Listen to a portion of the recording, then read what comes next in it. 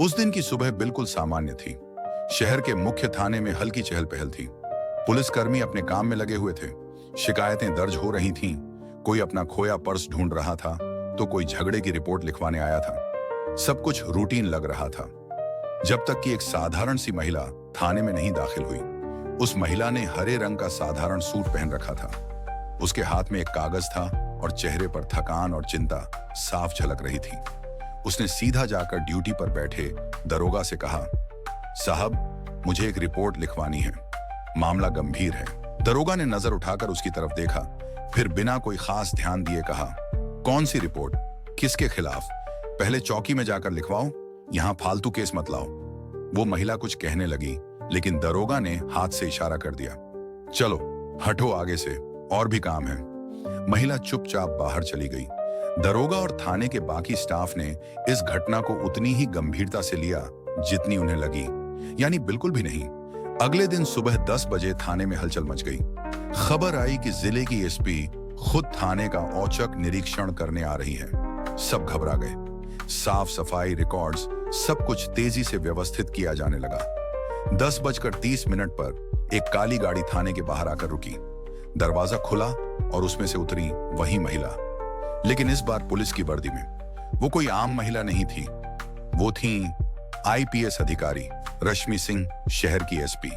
थाने में सबकी आंखें खुली रह गईं। कल जिसे सबने मामूली समझकर भगा दिया था, वो इस जिले की सबसे ऊंची पुलिस अधिकारी निकली।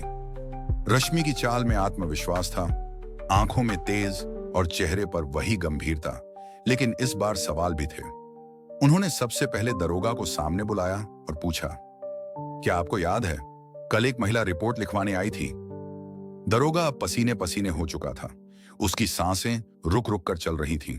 उसने घबरा कर कहा, मैडम, वो मैंने पहचाना नहीं, मुझे लगा। रश्मि ने उसकी बात काट दी और कहा, यही तो असलियत है। आप किसी को तभी महत्व देते हैं जब सामने वाला ओहदे वाला हो, वर्दी में हो या पैसे वाला हो। एक आम इंसान को आप समझने की कोशिश ही नहीं करते। सन्नाटा छा गया। रश्मि ने अपनी आंखों में थोड़ा सा पानी रोके हुए कहा, मैं जानबूझकर सादे कपड़ों में आई थी ताकि यह देख सकूं कि हमारे सिस्टम में कितना बदलाव आया है, लेकिन मुझे अफसोस है, कोई बदलाव नहीं आया। तभी उन्होंने सामने रखी कुर्सी पर बैठते हुए कहा, क्या आप जानते हैं कि मेरी माँ जब छोटी थी तब उन्हें भी इसी तरह थाने से भगा दिया गया था। उन्हें भी न्याय की जरूरत थी, लेकिन उनकी सुनवाई नहीं हुई। वो गम लेकर ही चली गई। मैंने उसी दिन ठान लिया था, मैं इस सिस्टम का हिस्सा बनूंगी और इसे बदल कर रहूंगी। रश्मि की आंखों से अब आंसू गिर चुके थे, लेकिन उनकी आवाज अब भी सख्त थी। जब तक हम पुलिस की कुर्सी को पावर समझते रहेंगे और सेवा नहीं, तब तक आम जनता की कोई सुनवाई नहीं होगी। इसलिए आज मैं आदेश देती हूं, इस दरोगा को तत्काल सस्पेंड किया जाए और इस थाने में हर महीने सेंसिटिविटी ट्रेनिंग करवाई जाए। सब कुछ मानो ठहर सा गया था। किसी ने भी उम्मीद नहीं की थी कि इतनी साधारण सी दिखने वाली महिला असल में जिले की सबसे ताकतवर अधिकारी होंगी। फिर मीडिया आ गई। खबर जंगल में आग की तरह फैली। एएसपी रश्मि बनी मिसाल।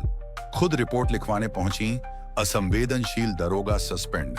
लोग सोशल मीडिया पर लिखने लगे, काश हर जिले में रश्मि जैसी अफसर हो। वर्दी से नहीं, संवेदना से फर्क पड़ता है। हमारे सिस्टम को ऐसे ही सच्चे सुधारकों की जरूरत है। रश्मि से एक पत्रकार ने पूछा, आपने ये कदम क्यों उठाया? रश्मि मुस्कुराई और बोली, क्योंकि मुझे पता था कि अगर मैं एक आम महिला होती तो मेरी कोई नहीं सुनता। मैं सिर्फ एक अफसर नहीं हूं, मैं एक बेटी हूं, एक बहन हूं और एक आम औरत की पीड़ा समझती हूं। उन्होंने आगे कहा, आज अगर हमने सिस्टम को सही नहीं किया तो कल हमारा भी परिवार इस पीड़ा से गुजरेगा। यह सिर्फ एक कार्रवाई नहीं थी, ये एक चेतावनी थी। पुलिस में संवेदना जरूरी है। उसके बाद रश्मि ने एक नई पहल शुरू की, सुनवाई सप्ताह। हर शनिवार जिले में आम जनता बिना किसी पहचान, बिना किसी दस्तावेज के अपनी समस्याएं थाने में सीधे आकर बता सकती थी और अधिकारी उन्हें सुने बिना उन्हें वापस नहीं कर सकते थे। धीरे धीरे जिले के थानों का रवैया बदलने लगा। लोग अब पुलिस से डरने की बजाय उस पर भरोसा करने लगे। रश्मि की पहल पूरे राज्य में उदाहरण बन गई। आईपीएस रश्मि का नाम आज भी उस जिले में सम्मान से लिया जाता है। लोग कहते हैं, वो अफसर नहीं थी, वो उम्मीद थी, वो बदलाव थी, क्योंकि उन्होंने साबित किया ओहदा दिखाकर नहीं, सुनकर, समझकर और साथ देकर बदलाव लाया जाता है।